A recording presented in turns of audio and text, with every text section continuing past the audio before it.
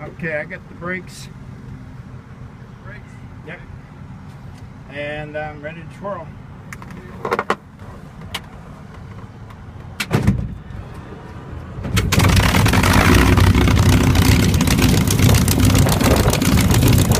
Oh yeah.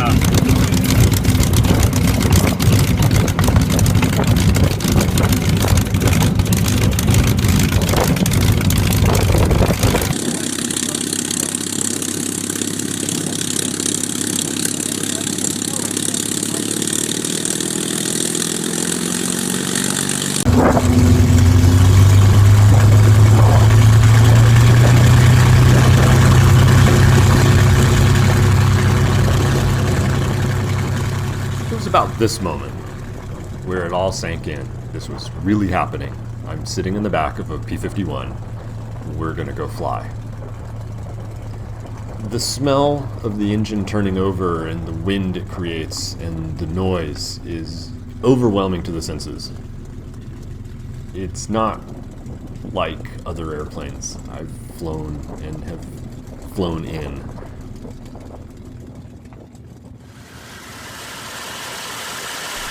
Quick run up. We briefed for takeoff. The takeoff is so loud that the squelch on the intercom is overwhelmed at its maximum setting, so the intercom is off. And only after we powered back, leveling out in the pattern, did we turn the intercom back on. And the noise-canceling headset is completely overwhelmed. It gives you a sense for how much volume there is with those 12 stacks pointed back at you.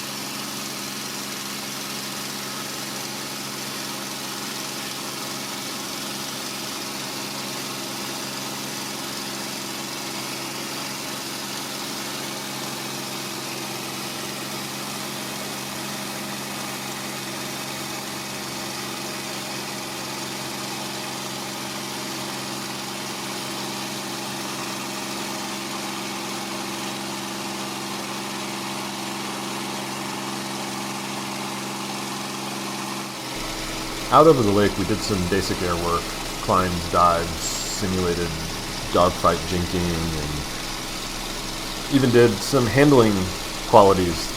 Power on stalls, dirty and clean, set up for approach, gear down. Here we're doing a dive down, and we're doing about a 4.5 to 5G pullout, and you'll get a nice view of my feet as the camera sinks down, and I do my best to try to keep myself upright, never mind holding the camera. The canopy mounted camera I had was conveniently, I managed to turn it off right at takeoff.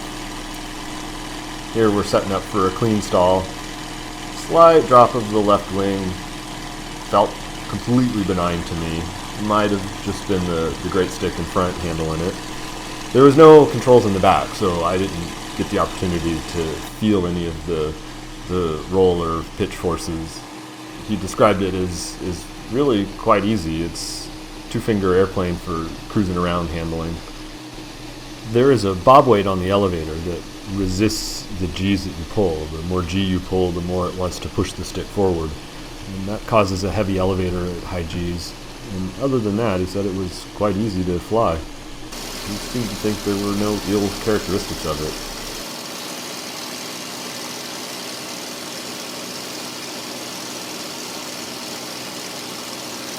You can really feel the wing when it's working. It doesn't, I wouldn't call it a buffet, but there's a vibration that goes through the whole airplane.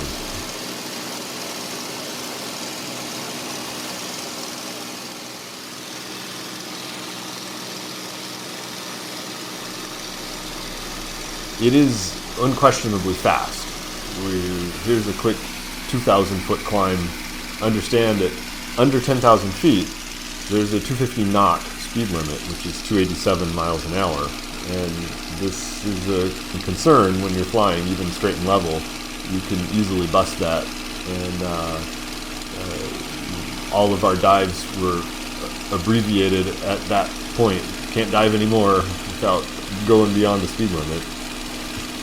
The speed after zoom climbing up recovered back the 60 miles an hour that we lost that fast. Cruised around generally 225 to 250 in level flight.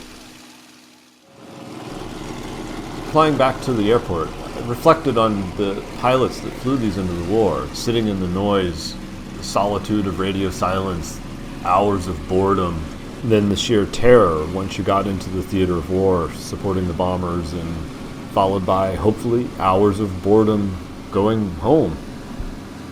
The new level of respect I have for these guys, that was an experience in and of itself, something I didn't expect at all from this ride. And it was completely humbling.